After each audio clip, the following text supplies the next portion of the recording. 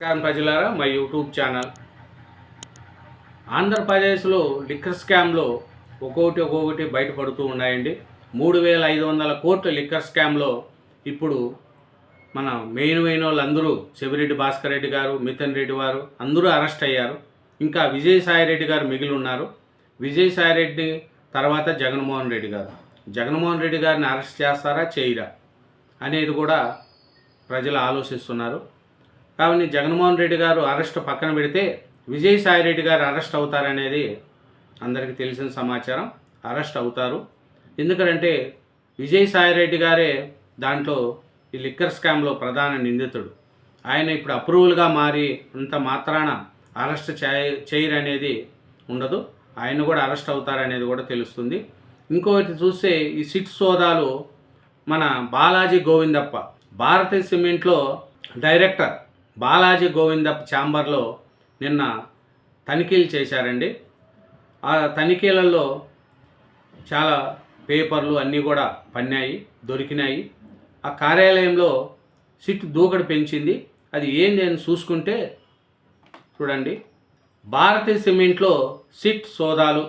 హైదరాబాదులో ఈ సంస్థ కార్యాలయం డైరెక్టర్ గోవిందప్ప బాలాజీ ఛాంబర్ నివాసంలో తనిఖీలు. రాజ్ కసిరెడ్డి బినామీ కంపెనీ బూనేటి చాణిక్య రెస్టారెంట్లోనూ పలు పత్రాలు స్వాధీనము. మద్యం కుంభకోణం కేసులో సిట్ దూకుడు పెంచింది.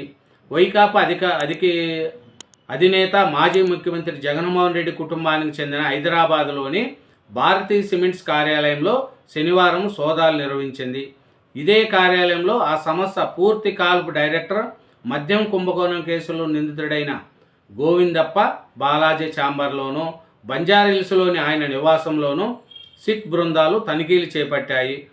పలు పత్రాలు స్వాధీనం చేసుకున్నాయి.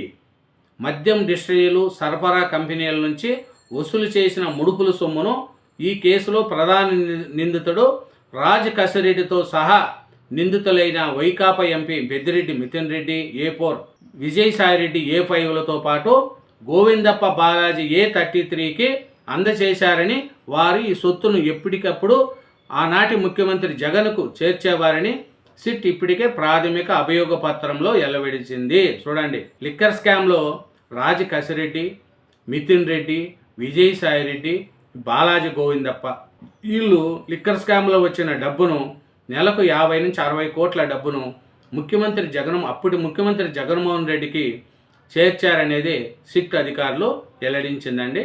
మద్యం ముడుపుల సొమ్మును డొర్ల కంపెనీల్లోకి రూటింగ్ చేశారని, బెంగళూరు కేంద్రంగా స్థిరాస్తి రంగంలో పెద్ద ఎత్తున పెట్టుబడులు పెట్టారని గోవిందప్ప బాలాజీపై అభియోగాలు ఉన్నాయి. మద్యం ముఠా సభ్యులతో ఆయన హైదరాబాదులో పలుమార్లు సమావేశమైనట్లు సిట్ ఇప్పటికే సాంకేతిక ఆధారాలు చూపిందండి.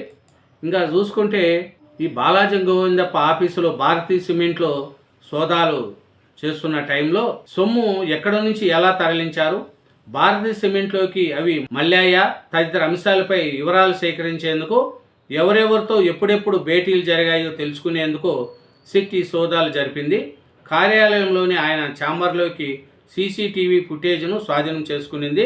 రాజ్ కసిరెడ్డి భార్య సోదరిపై రెడ్డి మేఘన ప్రియదర్శిని రెడ్డి MDగా, ఆమె తల్లి పైరెడ్డి సుజాత రెడ్డి డైరెక్టర్గా ఉన్న Research1 IT సొల్యూషన్ కార్యాలయంలో మద్యం కుంభకోణం నిందితుడు బూనేటి చాణిక్య A8 యజమానిగా ఉన్న ట్రీగిల్స్ రెస్టారెంట్ కార్యాలయంలోనూ సిట్ బృందాలు సోదాలు చేశాయి. 2019 నుంచి 2024 మధ్య 5 ఏళ్లలో ఈ సంస్థకు సంబంధించిన ఆర్థిక లావాదేవీలు, వివరాలు, పత్రాలను స్వాధీనం చేసుకున్నారు. వాటిని విశ్లేషించి మద్యం కుంభకోణం ద్వారా సమకూర్చిన నల్లధనాన్ని చలామణిలోకి తెచ్చేందుకు ఈ కంపెనీలు కేంద్రంగా లావాదేవీలు జరిగాయని సిట్ అనుమానిస్తుంది. చూడండి, తనిఖీలు ఎక్కడెక్కడ జరిగినాయి అంటే నిన్న భారతీయ సిమెంట్ కార్యాలయం, గోవిందప్ప బాలాజీ కార్యాలయం బంజారాహిల్స్ రోడ్ నెంబర్ 10 హైదరాబాద్లో జరిగిందండి. ఇంకోటి చూస్తే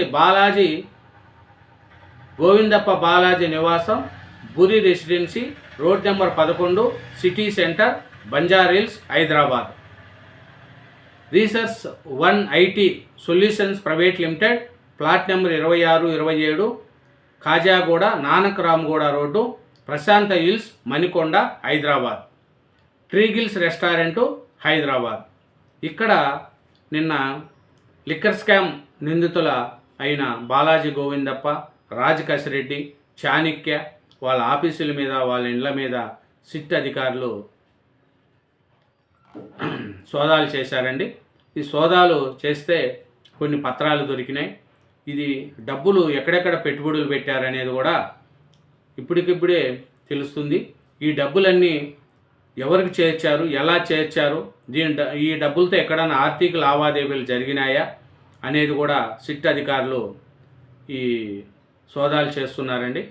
ఈ లిక్కర్ స్కాము పై ఈ సిట్ అధికారులు ఇప్పటికే అనేక సాక్ష్యాలు కూడా చేశారు.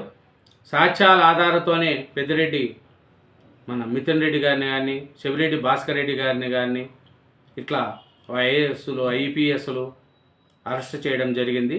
దీంట్లో 4 ఐఐటి గ్రాడ్యుయేట్స్ కూడా ఉన్నారండి. వాళ్ళు కూడా ఇప్పుడు పరారులో ఉన్నారు. వాళ్ళ కోసం కూడా తనిఖీలు చేస్తున్నారు. వాళ్ళు థాయిలాండ్, దుబాయ్లో ఉన్నారంట. వాళ్ళని కూడా రప్పించడానికి సిట్ అధికారులు ప్రయత్నిస్తున్నారు. కాబట్టి ఈ మద్యం స్కామ్లో ఈ భారతీ సిమెంట్లో సోదాల్లో కొన్ని పత్రాలు కూడా బయటపడినాయి. కాబట్టి బాలాజీ గోవిందప్ప ఇంట్లోనూ కార్యాలయాల్లోనూ కూడా సిట్ అధికారులు సోదాలు చేశారు.